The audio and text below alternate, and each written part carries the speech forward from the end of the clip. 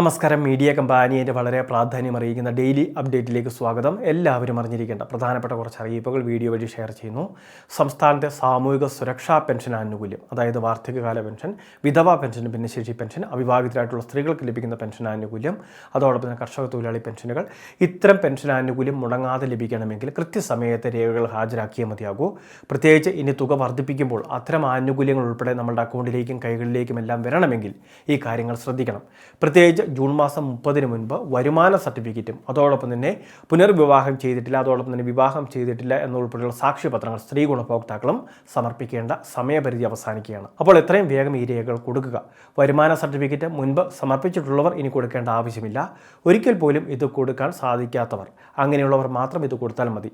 അത് കൃത്യമായിട്ട് നമ്മളുടെ വാർഡ് മെമ്പറോ കൗൺസിലറോ ഒക്കെ വിളിച്ച് അറിയിച്ചിട്ടുണ്ടാകും. അങ്ങനെയുള്ളവരുടെ ലിസ്റ്റ് പഞ്ചായത്ത് തലത്തിൽ പ്രസിദ്ധീകരിച്ചിട്ടുണ്ടാകും. നമ്മളിൽ ഫോണിൽ ഇതിനകം തന്നെ ബന്ധപ്പെട്ടിട്ടുണ്ടാകും.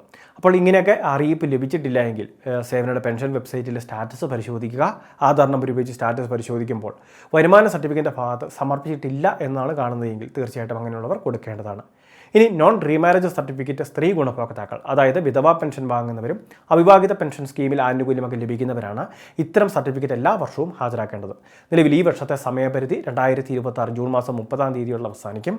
രേഖകൾ ഇനി ആരെങ്കിലും കൊടുക്കാനുണ്ടെങ്കിൽ അത് കൃത്യമായിട്ട് ഏൽപ്പിക്കുന്നതിന് വേണ്ടി ശ്രദ്ധിക്കേണ്ടതാണ്. കൊടുത്തവർ അവരുടെ സ്റ്റാറ്റസ് കൂടി ഒന്ന് ചെക്ക് ചെയ്തേക്കുക. ഇന്ന് ഇതിനെ സംബന്ധിച്ച് വിശദമായിട്ടൊരു വീഡിയോ നമ്മുടെ ചാനലിൽ ചെയ്തിട്ടുണ്ട്. ആ വീഡിയോ പൂർണ്ണമായിട്ട് കണ്ട് കാര്യങ്ങളൊന്ന് മനസ്സിലാക്കുകയും വേണം. രണ്ടാമത്തെ മറ്റൊരു പ്രധാനപ്പെട്ട അറിയിപ്പ്, നമ്മളുടെ സംസ്ഥാനത്തെ കർഷകർക്ക് ഏറ്റവും ജനോപകാരപ്രദമായിട്ടുള്ള ഒരു വായ്പാ പദ്ധതിയാണ് KCC ലോൺ. നിലവിൽ നമുക്ക് ഈടില്ലാതെ 2 ലക്ഷം രൂപ വരെയാണ് ഇപ്പോൾ വായ്പ ലഭിക്കുന്നത്. ഈടുകൂടി കൊടുത്ത് വായ്പ വേണമെങ്കിൽ നമുക്ക് പരമാവധി 5 ലക്ഷം രൂപ വരെ ലഭിക്കുന്ന രീതിയിലേക്ക് പദ്ധതി വിപുലീകരിക്കുകയും ചെയ്തിട്ടുണ്ട്. ഇതിൻ്റെ വാർഷിക പലിശ നിരക്ക് വെറും 4% മാത്രമാണ്. നിലവിൽ പലിശ സബ്സിഡി ഉൾപ്പെടെ ലഭിക്കുന്നത് കൊണ്ടാണ് ഇത്തരത്തിൽ 4% മാത്രം പലിശ നിരക്ക് ഈടാക്കുന്നത്. എല്ലാ വർഷവും നമുക്ക് പുതുക്കിയെടുക്കുകയും ചെയ്യാം.